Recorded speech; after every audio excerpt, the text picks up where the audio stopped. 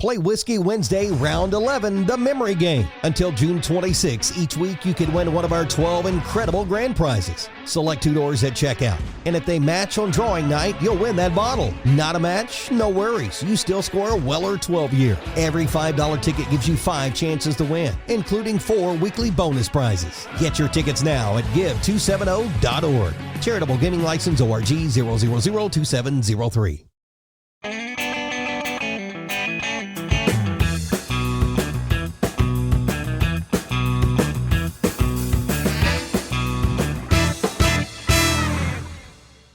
Welcome back to another Whiskey Quickie, and today we're stepping into the ring.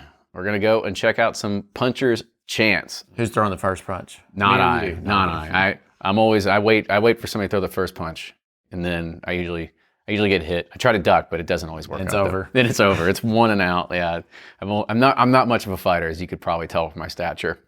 Me neither. I'm too nice. But the idea of Puncher's Chance, this was a brand that started by Wolf Spirits. It operates out of Eugene, Oregon. And it was actually founded in 2017 by, his name is Umberto Lucchini. He is a 17-year veteran of Campari and their former chief marketing officer. So of course, with Puncher's Chance, there's a lot of connections into MMA and fighting and everything like that. But today, we're not looking at their core expression, their flagship. We're looking at what's called Distance. And it's spelled D12tance. And this has a sort of like a double connotation to it. So it's referring both to the age of the liquid and the 12 official rounds in a formal boxing match. So there was only 70 barrels of this that were sourced from IWA Whiskey Company in Louisville. And these were born from a mash bill of 84% corn, 8% malt, and 8% rye, which we probably know where that's coming from in Tennessee. Now, there were only 2,000 cases produced for the U.S. market. So it's a 12-year Tennessee bourbon finished in Cabernet Sauvignon barrels, proofed at 96 proof, and it has an SRP of $120. All right. And you a big boxing fan?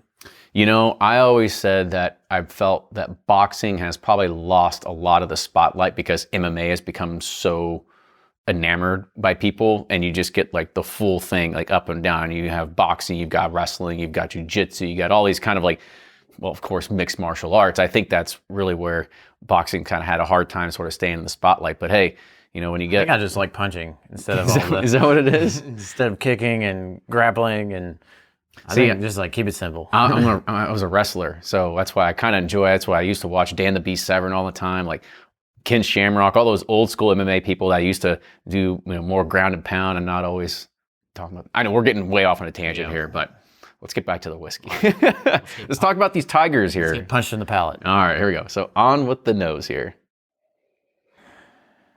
Now you still get some of that Tennessee bourbon influence. It's still there. Yeah, that orange citrus note. Yep. There's some nice like vanilla creaminess kind of thing going on as well. I feel the cab barrel probably rounds out yeah, that Flintstone vitamin taste people might thinking. Like I don't get that too much there on the nose. It's definitely more than just the orange peel. Yep. All right, on to the taste.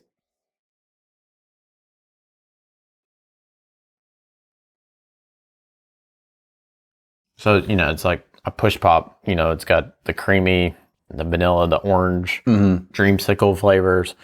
There's not that much influence to me from the cab. It does maybe like tame down the oranginess a little bit and kind of makes it more on the like vanilla creamier side.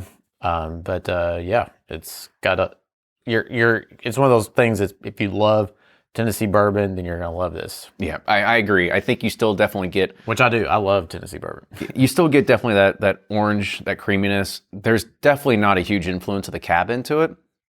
But you're right, it probably does tame it down just a little bit, but that bourbon, I think, just overpowers it. That, or these barrels just weren't, I don't know. You don't want to get into the whole thing of like recharge, or were they soaked, or were they whatever, but there's definitely not a huge influence in it. You get a little bit, but it is super, super subtle. Yep, totally. So let's rate it on the nose.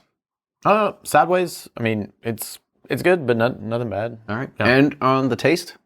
Thumbs up. I like it. I mean, yeah, I love Tennessee bourbons. Some people don't, but I love them. Hell, we started a brand off of them. Yeah, I know. If I didn't like it, then Be a problem. Yeah. But yeah, you definitely have to like that orange peel. It's not going to have a lot of that vitamin characteristic to it, but it's more elevated into that citrus flavor. Yeah, creamsicle all day is what I get this from. Yeah. And the finish. Sideways, I want, with Tennessee bourbon, they're usually lower proof anyways. And so I like them at like 105 to 110 because they're so sweet on the front end. I like a little spice on the back, but there's nothing off-putting. So it's just kind of average for me. I'm kind of with you. I love the flavor. I can agree. So that is our review of Puncher's Chance Distance Release Limited Edition. Cheers, everybody. We'll see you next time.